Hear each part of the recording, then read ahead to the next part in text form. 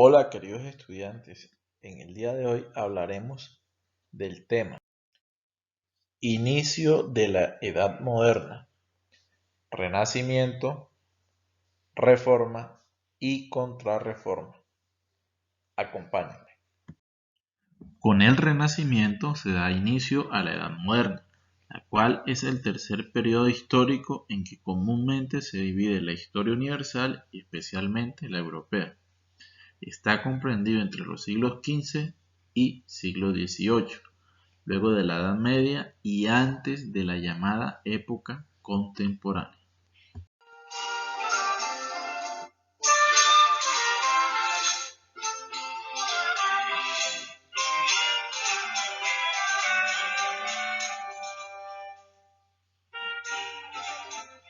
El Renacimiento.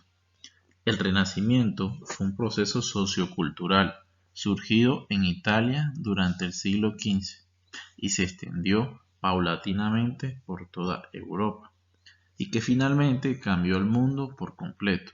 Este movimiento renovó la moda, las costumbres, hasta el pensamiento, que fue crítico y rebelde contra el dogmatismo de la Edad Media. Su ideal de vida fue la antigüedad clásica y el ser humano se convirtió en el centro del universo, inspirando diversas actividades tanto artísticas como literarias. Características del Renacimiento. Las 5 características principales de este movimiento fueron el antropocentrismo, el racionalismo, el experimentalismo, el individualismo y la valorización de la cultura greco-romana.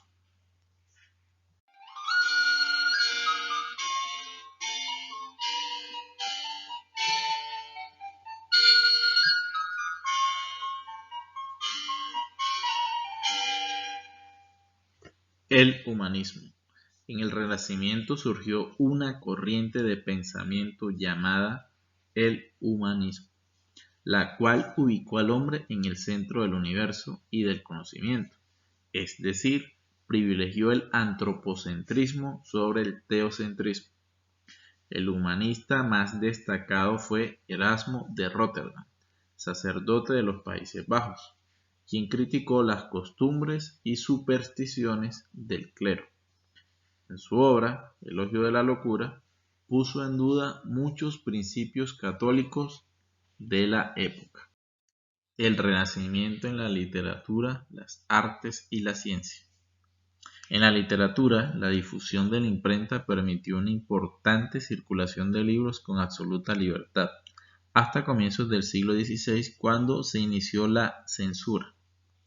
Ciudades como Nuremberg, Venecia y Lyon, entre otras, fueron focos de producción y exportación masiva de libros, y su comercio encontró eco en las universidades. Claro ejemplo de ello fue la obra El Quijote de la Mancha, entre otras. En cuanto a las artes, estas no fueron la excepción y aportaron su riqueza a la humanidad. Claro ejemplo de ello son la arquitectura, la escultura y la pintura, de importantes artistas como Miguel Ángel y Leonardo da Vinci, con su obra cumbre La Gioconda o la Mona Lisa. En la ciencia y la tecnología hubo significativos avances. Los principales inventos fueron el telescopio, el microscopio, la regla de cálculo, el termómetro, el barómetro, entre otros. Con muchos de estos inventos se lograron los descubrimientos más espectaculares de la época, como los de Nicolás Copérnico y los de Galileo Galilei.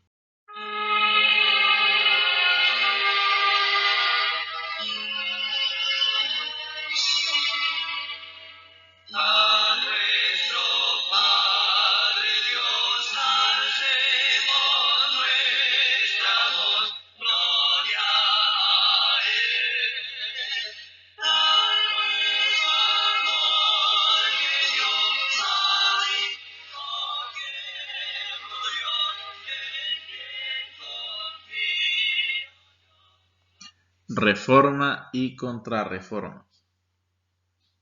La Iglesia Católica había sufrido una división en la Edad Media, el famoso Cisma de Oriente.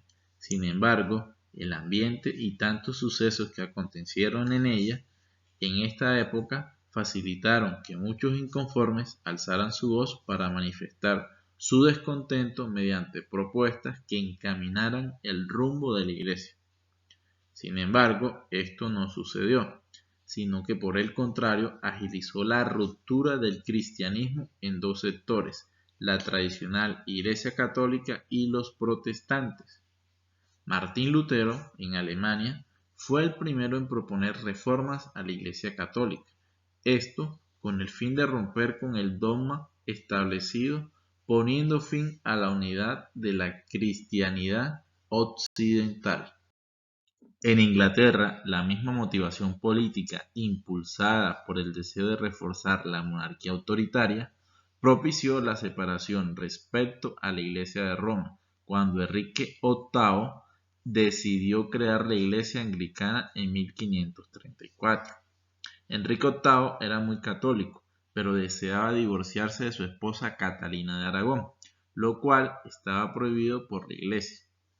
Como el Papa Clemente VII se negó a realizar el divorcio, Enrique decidió promulgar en 1534 la Ley de Supremacía, en la que formaba una Iglesia nacional independiente del Papa, cuya cabeza sería el rey de Inglaterra. En Suiza, la reforma tuvo como protagonistas a Ulrico Zwinglio y sobre todo a Juan Calvino, quien instauró en Ginebra un gobierno extremista basado en la doctrina de la predestinación, en la que decía que algunos hombres estaban destinados a la salvación.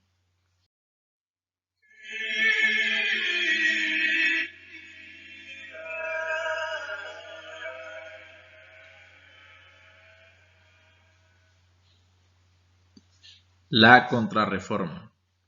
También en el seno de la Iglesia católica se hace un intento por moralizar la vida eclesiástica y tener un espíritu más evangélico.